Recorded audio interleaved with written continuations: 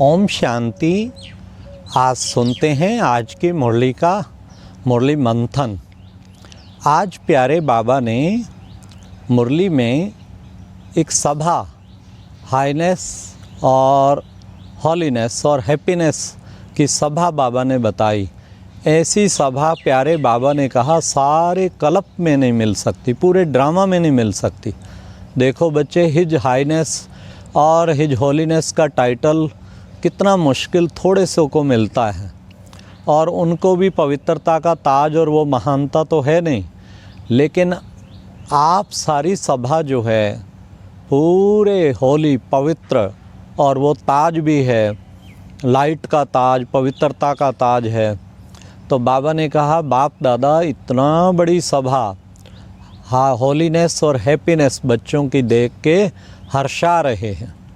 फिर बाबा ने कहा आप सब बच्चों के अंदर एक दृढ़ संकल्प होता है, क्या कि मन वचन कर्म से हम पवित्र रहें। अब मन वचन कर्म से पवित्र रहने के लिए बाबा ने कहा क्या उसका तरीका। बाबा ने कहा क्योंकि तुम्हें स्मृति आई है। क्या स्मृति आई है?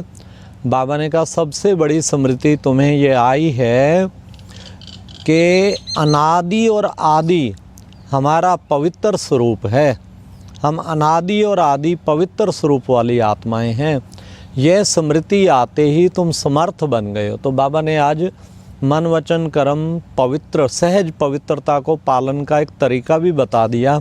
हर वक्त ये स्मृति रखो, मैं आदि अनादि पवित्र आत्मा हूँ। आदि स्वरूप भी याद करो कितना पवित्र था। पूरे 2500 वर्ष एक भी अपवित्र संकल्प नहीं आया। इतनी पवित्र आत्माएं हमें, इसका मतलब इतने संस्कार अंदर पवित्रता के हैं ना। और अनादि भी बिल्कुल प्योर, बिल्कुल शुद्ध थे। तो बाबा ने कहा ये याद रखने से तुम सहज पवित्रता की पालना कर पाएंगे। फिर प्यारे बाबा ने बताया कि बच्चे, तुम बच्चों को मालूम हो पवित्रता ही सुख शांति की जननी है। पवित्रता ही सुख शांति की जननी है। बाबा ने कहा पवित्रता सुख शांति की जननी, मतलब वो सुख शांति उसके बच्चे हैं।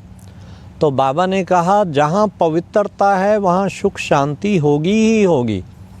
इसलिए सदा सुख शांति में जीवन व्यतीत करने के लिए पवित्रता का फाउंडेशन पक्का है तो दुख और अशांति आ नहीं सकती। पूरी सुख शांति सदैव रहेगी। तो हम चेक कर सकते हैं। और फिर बाबा ने कहा फिर हैप्पी भी रहेंगे। सुख शांति और हैप्पीनेस फिर मिल जाए, और क्या चाहिए। बाबा ने कहा ये तीनों ही चीज़ें आपकी झोली में आ जाएंगी अगर पवित्रता का फाउंडेशन बहुत मजबूत है। तो पवित्रता का फाउंडेशन मजबूत रखना है। प्योरिटी है तो समझो सुख शांति और चेहरा खिला रहेगा। इतने हैप्पी रहेंगे जो बात ना पूछो। खुशी हर वक्त लगेगी। आप देखेंगे जो जितना पवित्र चेहरे पे तो इतना नूर छाया होता है उसके क्योंकि प्योरिटी की झलक और फलक है ना। फिर प्यारे बाबा ने आज मुरली में फिर विशेष बताया कि बच्चे, जब खुशी है तो बेगमपुर के बादशाह, खुशी है तो फिर कोई गम नहीं। और ऐसा बेगमपुर का बादशाह तुम्हारा परिवार है। ये परिवार केवल इस वक्त ही मिलता है पूरे कल्प में। बेगमपुर, कोई गम नहीं। तो बेगमपुर के तुम बादशाह बन जाते हो। तो बेगमपुर के बादशाह बिना गम के, ऐसा बच्चे तुम्हारा परिवार है, कहीं जरा भी किसी प्रकार का गम नहीं। फिर बाबा ने कहा बच्चे जो समस्याएं आती हैं ना, समस्याएं तो एक खेल है, उसको खेल समझो तो खेल बन जाएंगी। महारथियों के सामने समस्याएं एक चींटी के समान है। खेल खेलने में मज़ा आता है ना। इसलिए बच्चे ये तो खेल है, इसको कितनी बड़ी प्रॉब्लम आ जाए, क्या है, खेल है, बाएं हाथ का खेल है। गई, देखो गई, जैसा समझेंगे वैसा ही हो जाएगा। अगर समस्या को बहुत बड़ा समझेंगे तो विकराल बन जाएगी, और ख़ुद को छोटा समझेंगे तो डिप्रेशन में आ जाएंगे। इसलिए समस्याओं को बाबा ने कहा खेल समझो।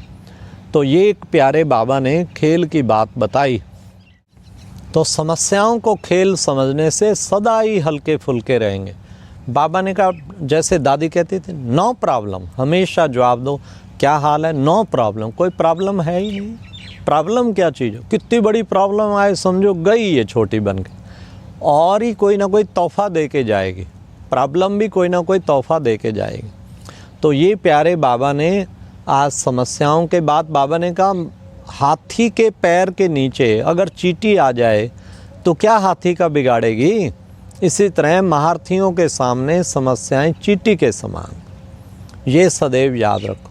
फिर बाबा ने कहा, उलझनों में जो फंस जाते हो ना, भिन्न भिन्न उलझनों में दुखी होते हो, तो दुख अकेला नहीं आता, वो पूरे परिवार के साथ आता है, पूरा जाल के साथ आता है। इसलिए बच्चे दुख से भी परे रहना है। तुम्हें दुख और अशांति तो आ ही नहीं सकती, ये कहाँ से आते हैं, भय और चिंता। भय होता है ना तो फिर जो है उसमें शांति नहीं रह सकती, और चिंता होती है तो फिर चैन नहीं रह सकता। तो चैन और दुख अशांति, बाबा ने कहा सब चैन, सुख शांति चैन की दुनिया तब आएगी जब हम बिल्कुल उसमें पवित्रता की ऊंची स्टेज में टिकेंगे।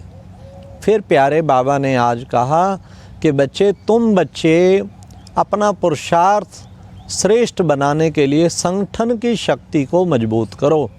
संगठन में एक ने कहा तो दूसरे ने माना, तो संगठन जो है वो तुम्हारा मजबूत हो। संगठन में एक ने कहा दूसरे ने कह दिया, ये नहीं हो सकता, इससे बच्चे संगठन टूटता है। तो तुम बच्चों को क्या करना है, संगठन की शक्ति को मजबूत करना है। संगठन में एक ने कहा दूसरे ने उमंग से करके दिखाया, इसको कहते हैं संगठन की शक्ति। और फिर बाबा ने कहा कि बच्चे, इसी को बढ़ाने की ज़रूरत है। आज संगठन की शक्ति बढ़ती जाए तुम्हारी, एक दो में हाँ करके बड़े प्यार और हुज्जत से कार्य करना, इसी से संगठन की शक्ति बढ़ेगी। फिर बाबा ने कहा निर्विघ्न अवस्था, विघ्न, बार बार विघ्न आना, इसका मतलब फाउंडेशन कमज़ोर है। फाउंडेशन अगर मजबूत है तो फिर विघ्न नहीं आ सकता। तो सदा निर्विघ्न अवस्था, बहुत काल से निर्विघ्न जो अवस्था होगी ना, वही पास विदानर होंगे। तो बाबा ने कहा विघ्न आना, उससे लड़ना, उसे हटाना, फिर भगाना, तो कितना एनर्जी और टाइम जाता है। इसलिए विघ्न को आने ही ना देना, ये एक बाबा ने खास कहा। इसलिए दूर से ही भगा देना, ऐसी निर्विघ्न विघ्न विनाशक आत्मा बने।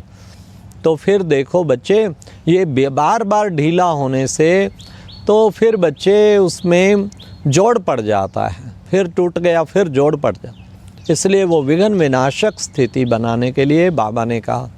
फिर बाबा ने कहा शक्ति सेना की जय जयकार कब होगी, जब सब एक मत हो जाएंगे, एक ही संकल्प में, एक रस स्थिति में होंगे, तब शक्ति सेना की जय जयकार होगी।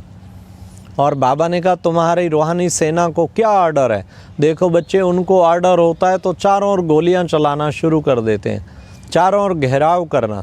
तो तुम बच्चों को भी ऑर्डर है, सारे एक मत होके एक ही संकल्प में टिक जाएं, इससे घेराव होगा और इससे बड़े से बड़ा कार्य तुम बच्चे सहज कर पाएंगे।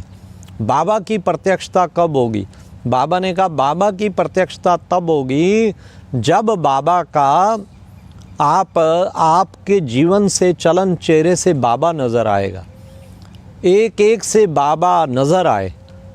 तो अगर ऐसे साक्षात्कार मूर्त बनोगे तब बाबा की प्रत्यक्षता हो जाएगी। इसी का गायन जगह जगह जो है, प्रभु तू ही तू हूँ, इसी का अंत का गायन है, अंत की स्टेज है। फिर बाबा ने कहा रोब के अंश को भी ख़त्म करो, रोब के अंश को ख़त्म करने वाले महात्यागी बनो। तो खास बाबा ने विशेष ये कहा कि समानधारी पुण्य आत्मा भव। बाबा ने कहा देखो, कोई गिरे को, यानी कि इसको तो गिरना ही था, इसके कर्म ही ऐसे थे। ये बाबा ने कहा कोई समानधारी आत्मा के लक्षण नहीं है, समानधारी आत्मा गिरे को भी उठाएगी। इसलिए बाबा ने कहा आप सबको सम्मान दो प्यार से, तो गिरे को भी उठाओ। तो ये है तुम्हारी असली रोब का अंश भी ना हो, रुहाव को नष्ट कर देता है रोब का अंश नहीं होगा, तब हमारा जीवन बहुत ही श्रेष्ठ बन जाएगा।